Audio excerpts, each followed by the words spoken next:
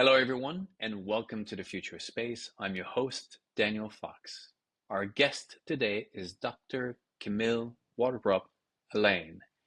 Dr. Alleyne is the founder and CEO of Arusha Space, a global space solutions and consulting firm that uses space to enable sustainable and socioeconomic development.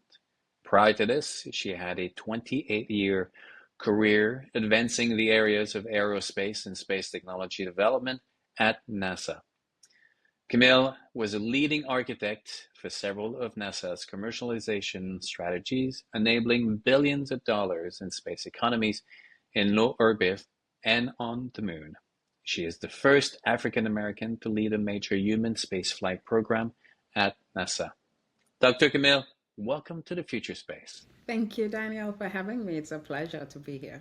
Well, I'm looking forward for a conversation and learning about that amazing career in NASA and everything that you've achieved. But before we get there, could you share with us three words that for you captures the essence of space? Yes, for me, my three words are mind blowing, unforgiving, and mysterious. Was space always from a young age, or was it something, yeah, Mhm. really from like, Always from a young age, but before I knew it was a thing. Because I remember being 6 or 7 years old and being fascinated by the night sky. So I would go out every night and sit on the trunk of my dad's car and just look up and wonder, well, what is out there? Like, what is that? What is the blackness of space? So that was before I even had a concept, because I grew up in the small island of Trinidad and Tobago in the middle of the Caribbean. And so at the time not actually having exposure to any of that, but just a curiosity about the world around us. now, was there someone or something that showed you that the curiosity could lead to something? Because often we have, I was talking to Nicole Stott, her father was a pilot. Like there are these people around you that show you that these things are capable.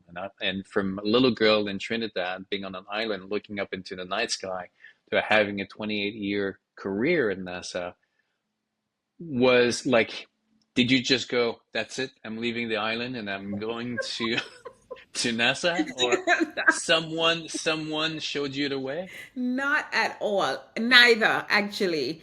I grew up in a household, I was the last of three girls, and my parents always stressed the importance of education because they knew that was the foundation for living a big full life, or maybe a full life. I don't know if they meant big life.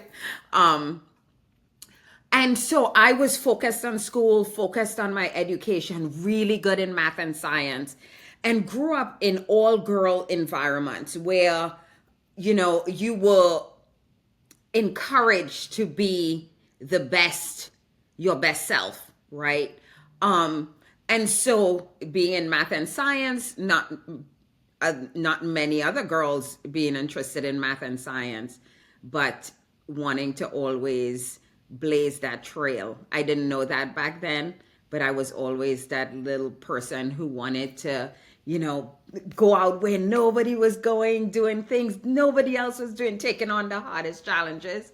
And so what happened when I was in high school, getting ready to graduate, I was exploring like my future. What did I want to be when I grow up? And at the time, actually now too, it hasn't changed. Parents always say, oh, you can be a doctor, a lawyer, an accountant, a teacher, or a nurse. Like those were the only five professions that existed at the time. And I knew I didn't want to do any of those. But we had a family friend who was an engineer. And even though I didn't know what that actually was, I knew math and science was the foundation for engineering. And he was doing really well. And I said, okay, I want to do that. And so then I had to decide, well, what type of engineering? I love chemistry. Should I do chemical engineering? In Trinidad, it's huge petroleum industry. Oil and gas is a big part of the economy there. And he was a petroleum engineer, so I could have easily done that. But I loved planes because we flew up to the US a lot as a child with my parents. And so I said, you know what? I want to learn to design planes, of course. I didn't know anybody else who did aeronautical engineering. And so that's when I migrated to college, that's what I came to study, was aeronautical engineering. And my freshman year, I remember the 1986, the Space Shuttle Challenger blew up, and that changed my life forever.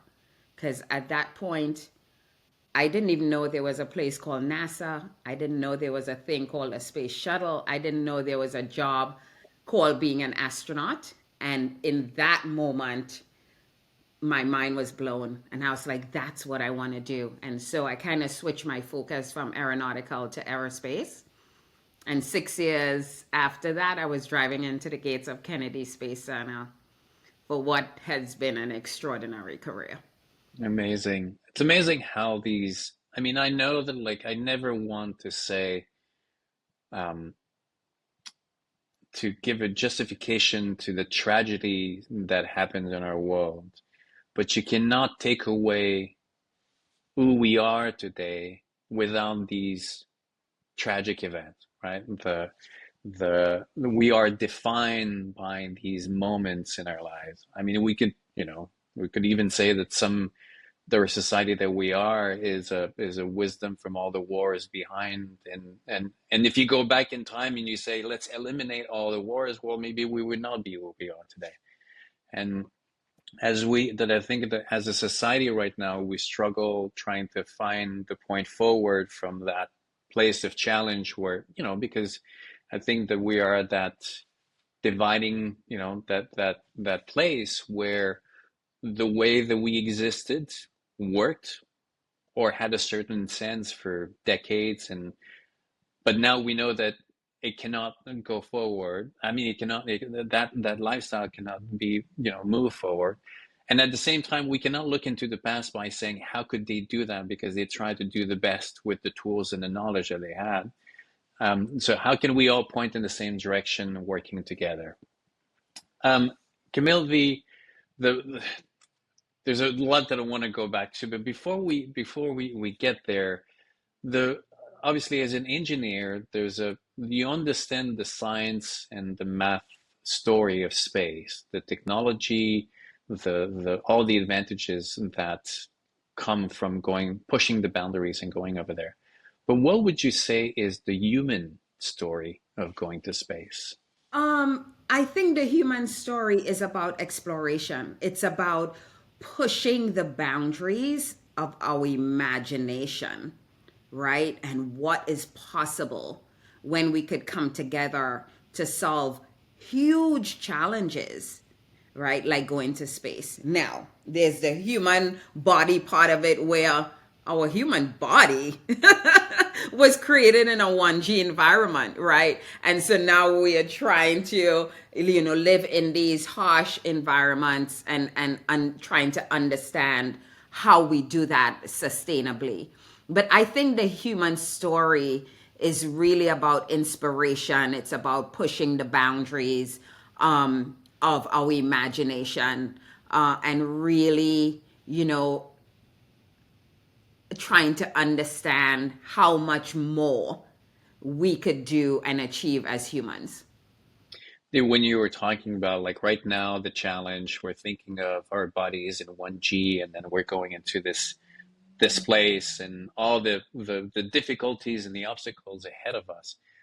But I want to kind of connect it to what you were talking about planes. I remember last year I was flying over New York City at night, and I look out the window and I see the Manhattan with the skyscrapers and the lights. And I took a picture and I posted on LinkedIn this reflection, this thought that I had, that just 300 years before, not even 300 years before, when that Italian explorer landed, or officially, was the one who kind of discovered New York, is looking at this forest of trees, he would not even understand that there was a future ahead of him where I'm in this plane, flying, a place where I can eat, sleep, go to the bathroom, and I'm taking a picture on this device that can connect me to halfway across the world of this location now that's like building. I think that like it would be witchcraft, and I would be sent to the I would be sent to the fire. But ahead of us, despite what we think of the big challenges and the impossible to achieve, in front of us and ahead of us, there's a future where at one point we'll look back and we'll think, ah, that was just an equation that was missing in that, and the or like that variables. How do you think that the future is for us? Um, I think of that in two ways. In one sense, I think the future is a blank canvas that we could create whatever it is we want as a species, right? And on the other sense, as you said, looking back, we can't always be proud of how we've treated each other. And so I think when we think of a future of space where humans are living sustainably in that environment, I often say it starts here. It doesn't start when we get to space. So, who are we going to be here, and how are we going to treat each other? And how are we going to see each other's humanity, right? And really treat each other with dignity and respect before we decide to go create settlements in space, right? Because I would want us to be a different type of being and have a different type of experience when we get there.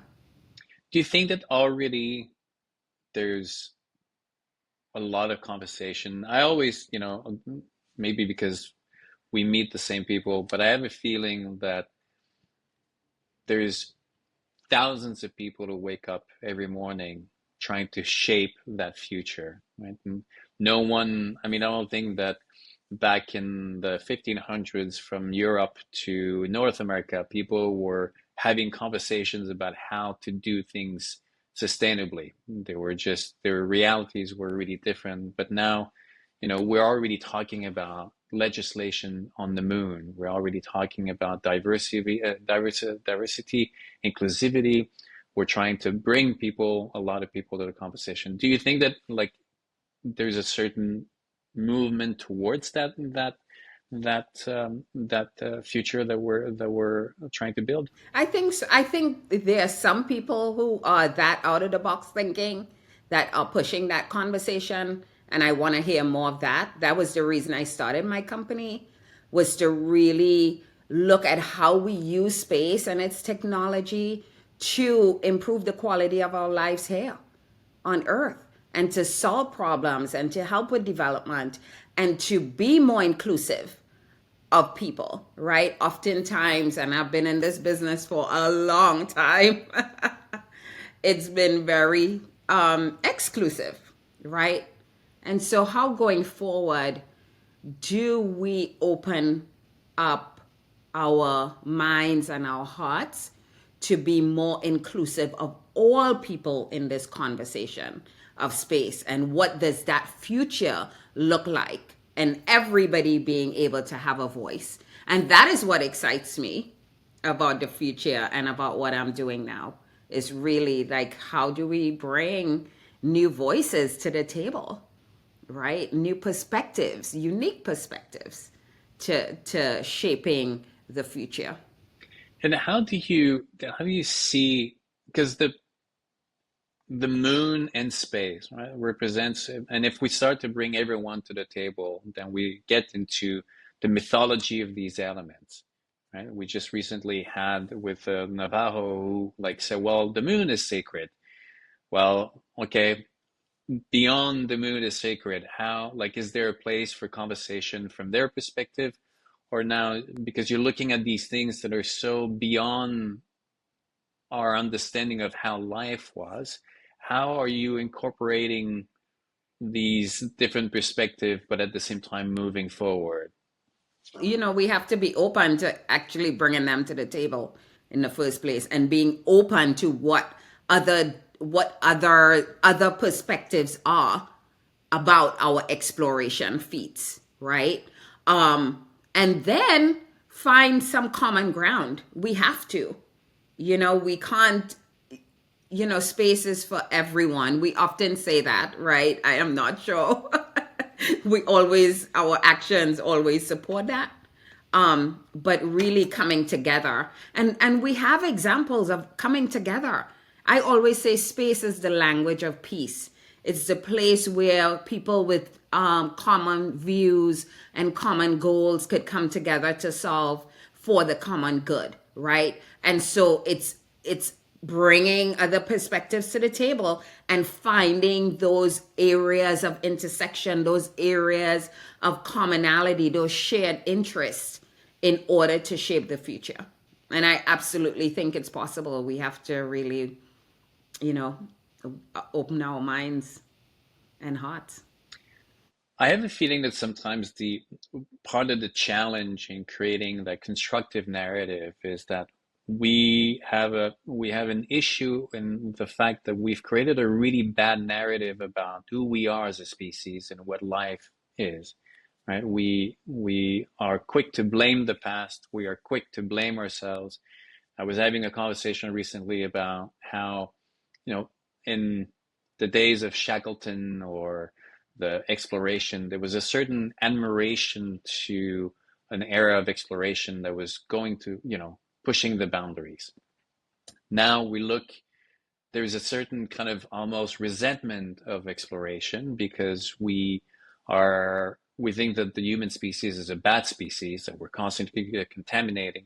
So everywhere that we go now, we should not be done, right? So, and we don't give ourselves enough credit about our capacity to achieve because we focus so much on the negative and the shortcomings, but we don't actually highlight the fact that there's a lot of people working every single day, and the fact that we are able to have this conversation and carry on with our lives, and even during COVID, is because there's a lot more positive being accomplished.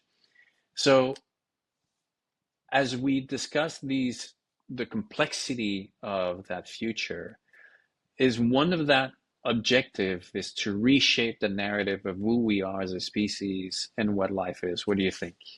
Yes, absolutely. Now they're good and bad. They're always the dark and the light, right? And so, but you are right. We so focus on the negative that we forget the positive. We forget that there are so many people working in ways to ensure that our planet, we continue to have a planet for futures to come, that is sustainable, and that now that we take care of space, the space around our planet, right? There's so many people and there's so many conversations happening around space sustainability. And now, as we set out to go back to the moon in a more sustainable way, there are a lot of conversations happening around that. And so, really, that is what it is. It's all about language, it's all about being able to have the discussion, to create a space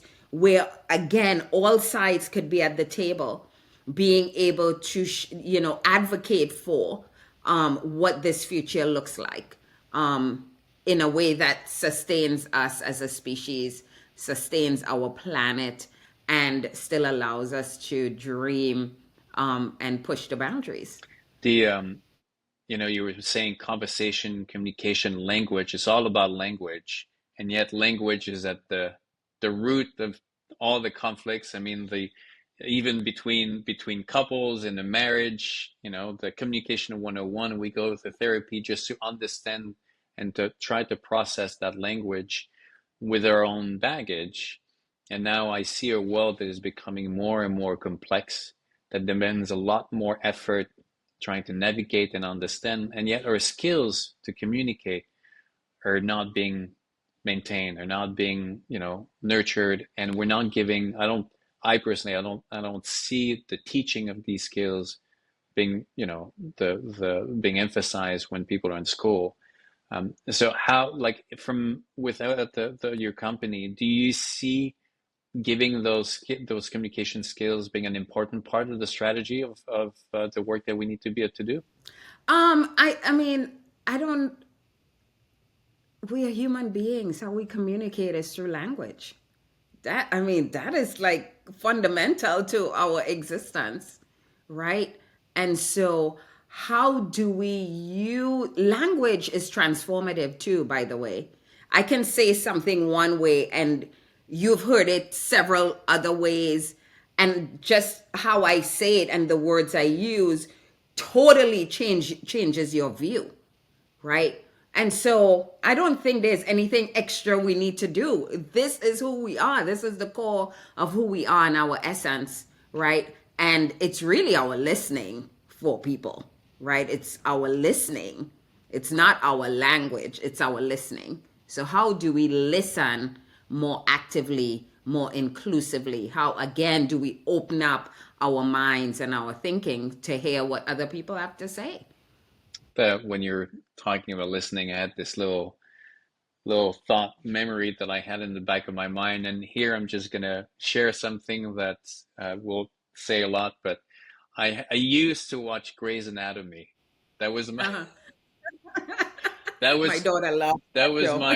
my guilty pleasure. I don't watch it anymore, but I used to. But I remember one particular scene where you had a bunch of actors and they were all talking to each other, but no one was listening, right? It's as if like each was having its own monologue, but there was no listening reception. And I had this moment of like so much of our lives is about, we want to communicate with the world, but it's all these one ways. It's not a two-way street. Now, Camille, the 28 years at NASA, um, a lot of accomplishments in a culture that has evolved and changed. Um, Share with us what was that experience, that journey in an industry that was had a big high and then had to struggle to figure out where to go because we often say that the worst thing that happened for NASA and our space program is that we did get to the moon. Then after that, so what? What was that journey of at NASA? It was incredible. The opportunities that I had, the programs I got to work on, I mean, be on the front line of most of the major human spaceflight programs that we know, the space shuttle program, the International Space Station, the Orion, and then recently commercialization. It's been extraordinary, right? I feel so blessed to have had the opportunities. And it was a hard journey too, right? As you could imagine, for a woman of color, there are not many people who look like me in these spaces. And so sometimes, it got isolating. Um, but besides that, my love and passion for space and for making a difference and for always bringing my best self or trying to bring my best self to the table really allowed me the opportunities that I mean could only have dreamt of. It just, when I look back, it's like wow, like wow. It is, wow, indeed. Are there, like, if you could find these like big milestones and these big that like divided in certain chapters, what would they be? So I would say the first is my life as an engineer in the early days of my career. Just understanding the environment, how things work, what made people successful, and just being at the working level, working programs, right? And then there was a point where I went from engineer into management, and so that was a whole other, I see that as another chapter, where I was starting to manage programs and teams. And then from management to leadership, where I was actually in a position, of influence and authority to create, to develop programs and lead people, and also bring new ideas to the table. So I see my career in like those three kind of chapters. And yeah, yeah. Who knew? Who knew I would get to the heights that I did? The I can see the leap from management to leadership because it's more it's more within the kind of the similar realm of negotiating with people, discovering how to lead them and how to have a team around. But the leap from engineer to management is really different, right? You go from a place that is extremely more logical, you have the laws, and then you have a puzzle where the pieces are what they are, and then your job is to put them together. When you get to management, the pieces are not as defined. It's a lot more complicated. It must have been quite of a big transition, and often I think of like a chef in a restaurant who loves cooking, and then they get into the restaurant business because they love serving food, and then they get into the management and they've lost all the loss of their love of the cooking because that's a total different scale. When you did that transition, what was it for you? it was it was challenging because all of a sudden you don't actually have authority in management, but you are leading by influence, you are managing by influence versus actually having authority to lead, right? So those are two different things.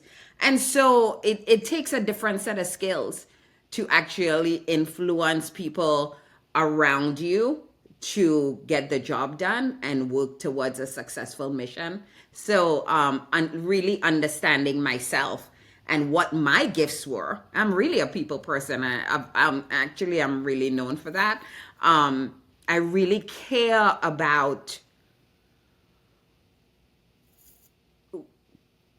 my team members knowing that they're seen and that they're heard and that their gifts are brought to the table and they're recognized for that.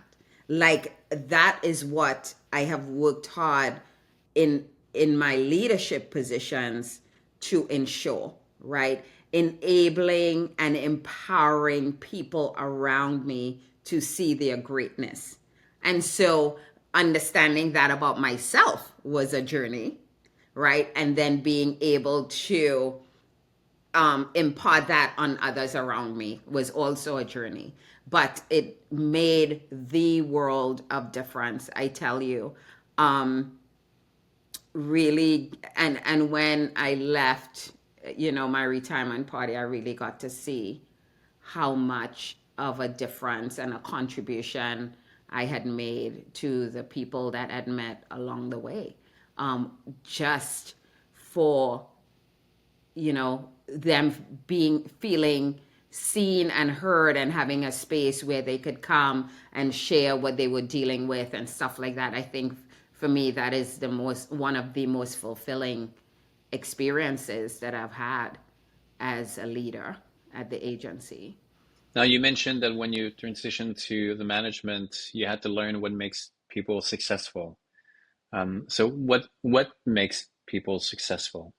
What makes people successful is exactly what I said. Them knowing that they're being recognized for what they bring to the table. Now, oftentimes, what people's gifts are not always align with their jobs. So even when that is the case, recognizing in them what their strengths are and encouraging them to bring that to the spaces that we were operating in and to the mission.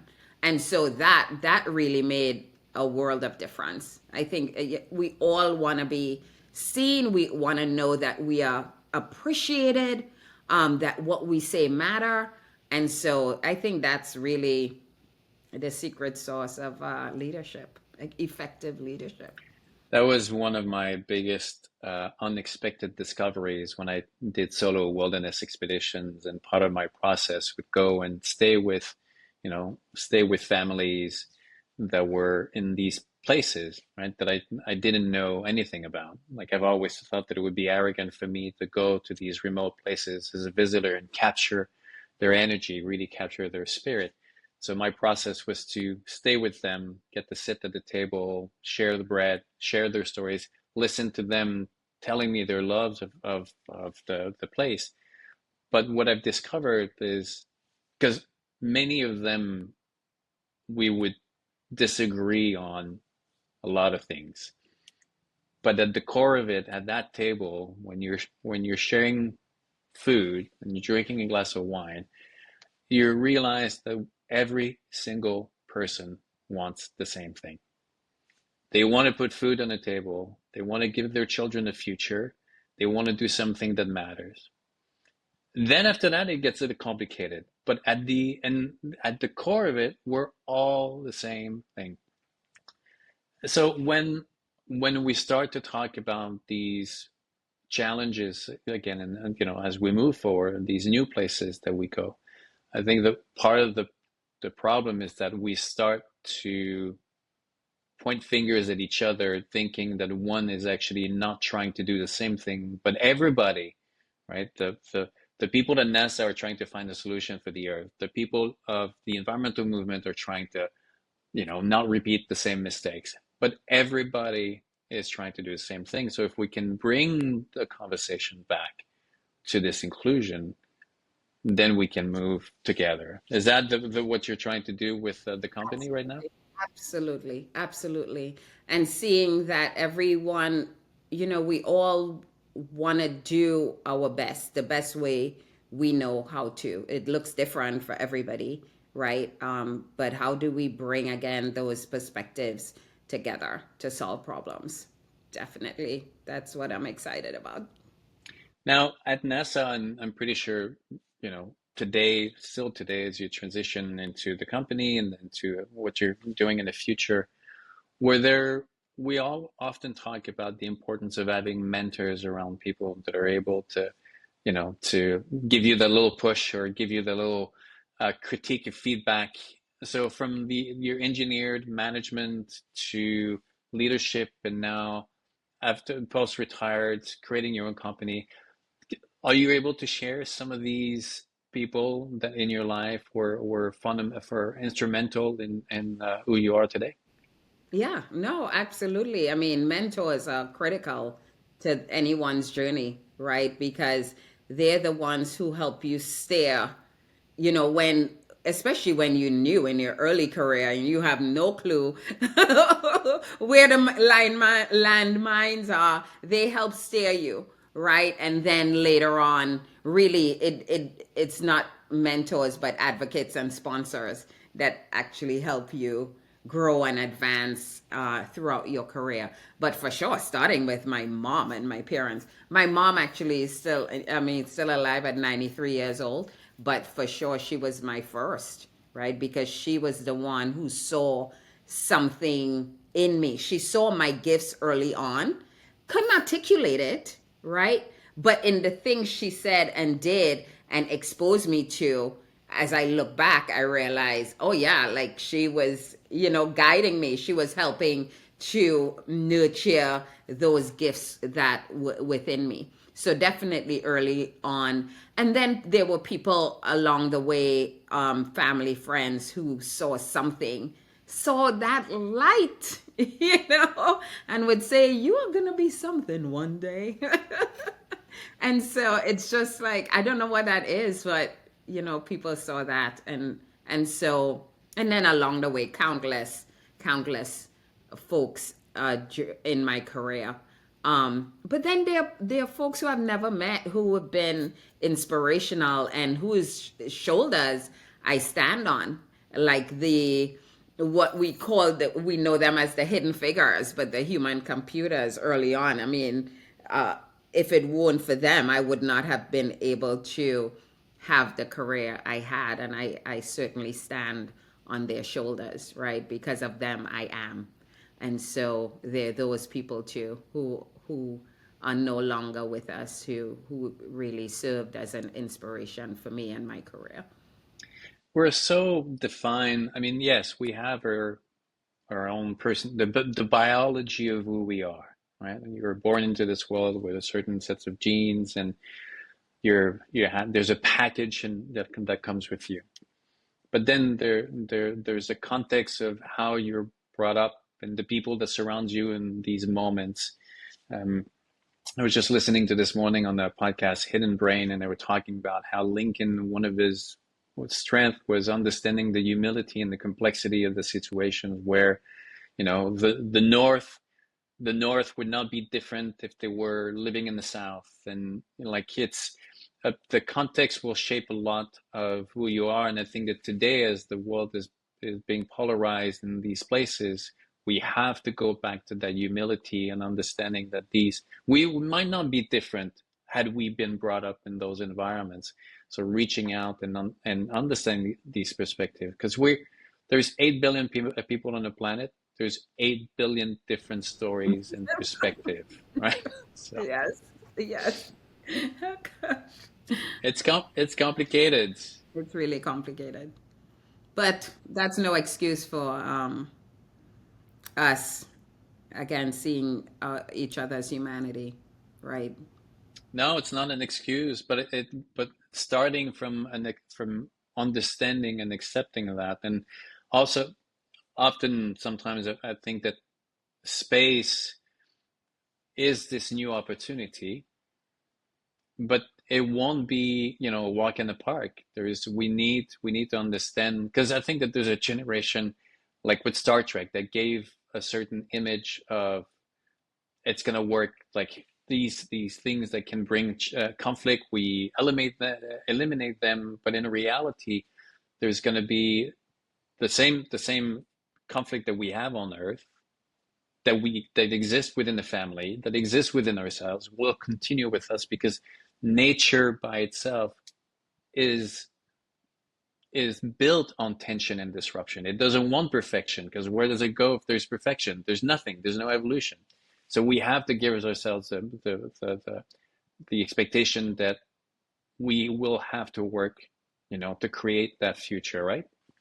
I think we have to acknowledge that is such a great point. We have to acknowledge that though, right? I don't actually hear that. I just say, oh, we want to create settlements. We want to, expand our presence in the cosmos, without the acknowledgement that, hey, we have to do some things here if we want to create a different type of future, right? So I think it's important to acknowledge that, what you just said. The with a career, as you've had, and your humble background, Trinidad, and being a NASA and company. Now next week you're flying to Dubai. Like, I'm pretty sure that someone told you, when that little girl, these are the things that will happen, you'd be like, impossible, right? Um, what would be like 3 words? I mean, you've mentioned about what makes success, the listening, but if you could boil it down to 3 words of wisdom for someone who's looking into, their life ahead or their career ahead. Oh my gosh, 3 words? I don't know about 3 words. I may give you 3 sentences. That's fine. Always believe anything is possible and never give up. I think it's for me, this is the beauty of the human species, is our capacity to reshape what happens to us, right? To build their stories and I mean, and then these stories can be negative and positive, but I'm in love with their capacity to take tragedies and turn them into opportunities for growth. This is one thing really that separates us from nature. I don't see, I don't see elephants gathering around a campfire and talking about our experiences and going and say, you know what, this might have been, tragic, but this is an opportunity for growth. this is what we do, right? Collectively, our suffering brings us together so that we can move forward. That is and that's why I will never give up on our species, because independently of the darkness that you can see, there is brightness, there's light, there's people who see the beauty, who choose to build on, on the experience and move forward. I mean, I think that the space community represents that, this optimism, this desire to move forward. Is that also your experience in NASA and in the industry where you are right now? Yes, that ability to dream beyond, and to imagine what is possible, and then dare to do, the impossible. Like that is what drives that community, our community, right? Um, and so yeah, it's fascinating, and it is it's a beautiful environment to be a part of. That really inspired me, actually. And when you were at NASA, and in the intro, I was mentioning about you being involved in the commercialization of, NASA. Did you, like, when you saw SpaceX and the first rockets landing upright, which I think that was an Apollo moment for many, right? Seeing these two rockets landing upright. Did you ever think that that day would come when you started at NASA? No, I wasn't even dreaming about that. Like that wasn't even like a thing. That wasn't even, no, not at all. And so what I have enjoyed leading these commercialization efforts is it is really the conduit, Daniel, for opening up space. Like what we talk about democratizing space, it is through commercialization that is happening, right? And so I am so proud of um my agency. It will be a part of me forever, that we we continue to advocate for commercialization, for allowing these public private partnerships, and fostering the knowledge transfer, um, so that it opens it up. It really is. It is a game changer. It is a game changer for what it means to make space accessible for all who dare to go, right? And this is where it starts, and it's just, you know, I'm so I feel so blessed to have been a part of that. I think NASA found its place, right, in that new future, from a place of, they were the ones investing and having to figure out the solutions, to being more of a vision, point the finger forward and have the commercial do it. And we have to understand, it's like, in the past, it's not that they did not want to do that. I think the technology was not there, the incentives were not there. When NASA was created and we went to the moon, the incentives were not commercial, they were not technology, they were geopolitics. It was about making a statement, with the rest of the world in space race. Then we got to the moon, but then the incentive were not there to sustain it, until at some point now you have the technology that catches up, and NASA has to redefine where to move. Because the incentive at NASA, and you can confirm that or not, but after we went to the moon, the incentive to justify the budget, often you have to have these projects that are endless, right? Because you need the money from Congress to come in, and if you do find those solutions, then they're like, well, you don't need the money anymore. So the reality was different until commercial arrives, and then they're like, well, we can't afford this, we need to find those solutions.